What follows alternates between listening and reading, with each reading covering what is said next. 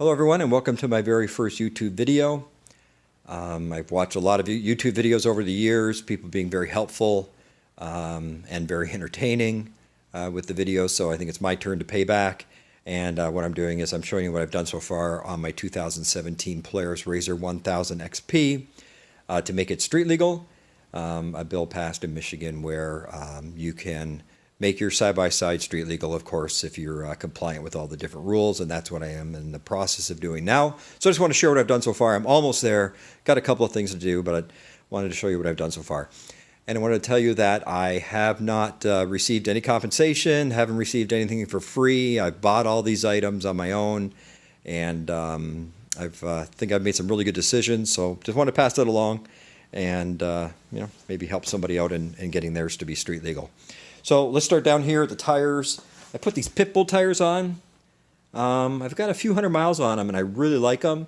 I've done some mud, some sand, dusty trails, and they've been really good. I've liked them an awful lot. They ride smooth on the roads and on the trail, and again, they're DOT compliant.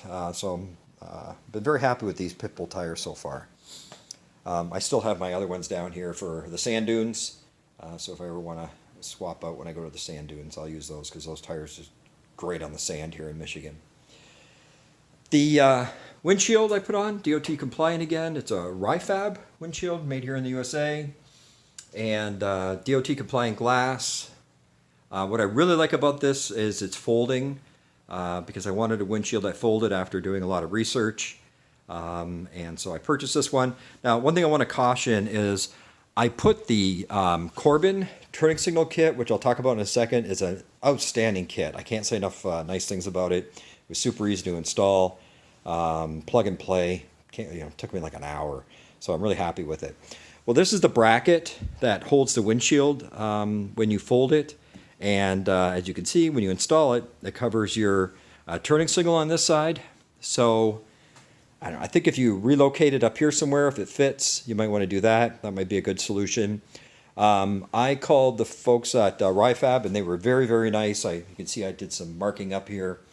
And they're actually going to send me a couple of brackets that have the section cut out that will allow the turning signal to stay where it's at. So I appreciate that, rather than having an extra hole there and a cap on it. So waiting for that to come in. Looking forward to that.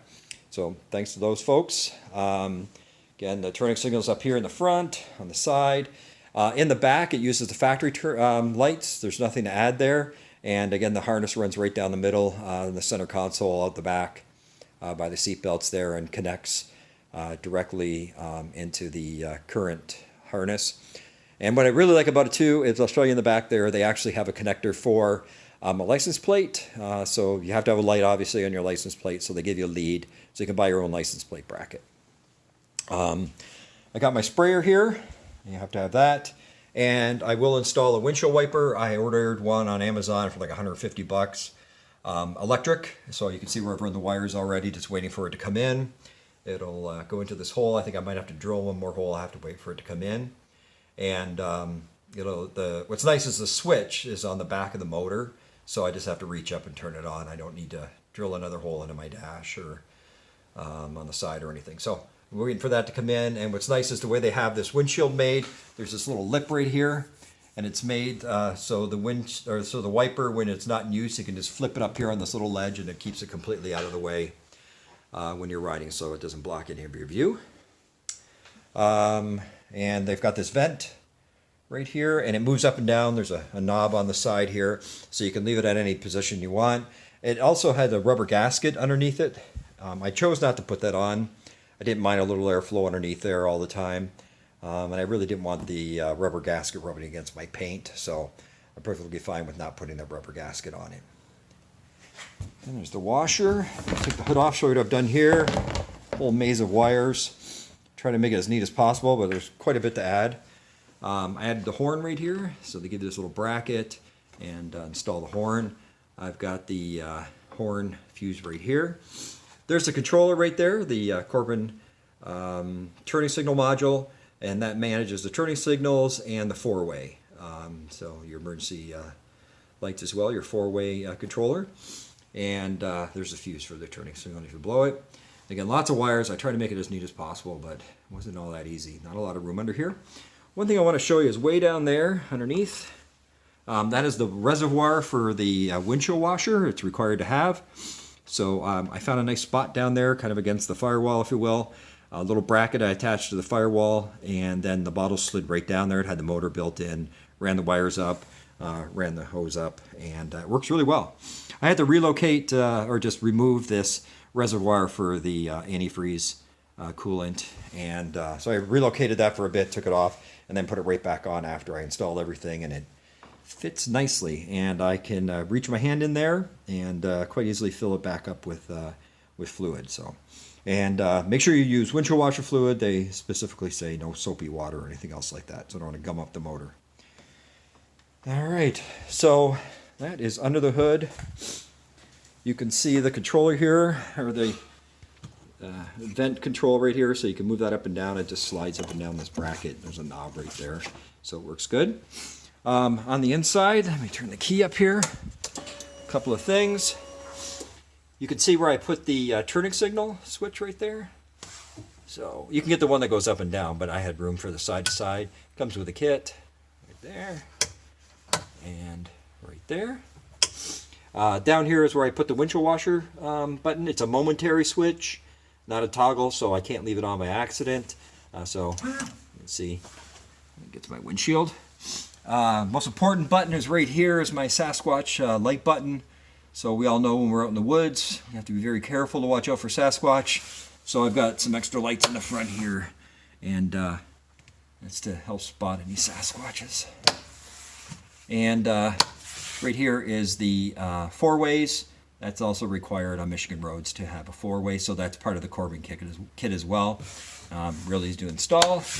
Just had to cut those holes, and then the horn over here next to the lights, just cut a hole out there as well, and nice and loud. So happy with that kit so far. Down here I put a couple of other switches. I just want to show you this switch.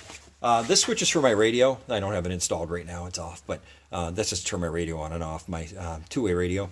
But this switch right here does this light in the back, and it's this amber covered light, and you can see how it shines back here in the back of my garage door. So I got a bunch of firewood behind it. People love this light. They tell me all the time that are following me, you know, you switch positions with people, they say they really like this light. It's not too bright, and when it's really dusty, that's the only time I really turn it on. When it's really dusty, they can see very easily where I'm going and all the rest of that. So they enjoyed it. They like it. I've had really good feedback from people. So I was going to take it off if it was too bright, but people have said good things. And you can see back here, there is the license plate bracket with the light above it. Just bought a cheapie for 15 bucks. I attached it to this cover on my muffler. And if you got one of these rigs, there was a recall on this little piece of metal back here. I guess it was too flimsy or whatever. So if you got the recall notice, they've replaced that. It was pretty easy to replace. I took mine in. It took like all of half an hour to replace it. So I had that done. So that light then connects to the harness. Kind of hard to see underneath here. And so this is the harness. I'll plug and play. Goes into the factory harness. So the turning signals work on the factory lights here and brake lights. I added a high beam or a high light as well. You know, the upper brake light. Not required as long as you have two brake lights, but I wanted an extra one just in case. And I don't know, just a little thing I'll share. I keep an extra spare tire up here. I didn't like any of the brackets. They were really noisy on the trail. So what I ended up doing is I bought the storage container, the Polaris storage container right here. And then I put my extra tire up on here, and then I just ratchet strap it down from here and across the front to back. It holds really well and doesn't really interfere with my view and doesn't make any noise at all. It's super solid on there. So again, I just ratchet strap it from top to the back, or front to back, and then side to side. And like I say, you can pull it all you want. It's not going to go anywhere, and it's worked out really well. So that's where I'm at so far. I'm going to install the wiper motor and wiper up here when that comes in, and finish putting everything back together. I've got some things apart, and of course the charger on it because I a trickle charger on it, and get it all ready. So anyways, thanks a lot for watching, and I'll probably do another quick video once I get the wiper motor installed so you can see how that went. Thanks everyone.